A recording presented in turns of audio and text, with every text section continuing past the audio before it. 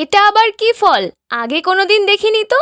Hello everyone, চলো আজ তোমাদের সাথে একটা মিনি ভ্লগ শেয়ার করি। যেহেতু আজ সকালে বাড়িতেই ছিলাম, তাই মা আমার হাতে টাকা আর ব্যাগ দিয়ে পাঠিয়ে দিল বাড়ির কাছাকাছি এক মুদিখানার দোকানে।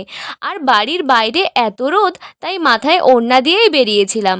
আর তারপর মায়ের কথা মতো জিনিসপত্র কিনে চলে এসেছিলাম বাড়ি। আর তারপর ছাদে গিয়ে দেখলাম বাড়ির সামনে কলা গাছে মোচা এসেছে। এই মোচা থেকেই পরে আবার কলা ধরবে। তো যাই হোক, হনুমানের নাগাল থেকে বেঁচে যাওয়া কয়েকটা কাঁচা পাকা আম পেড়ে নিয়ে এসেছিলাম।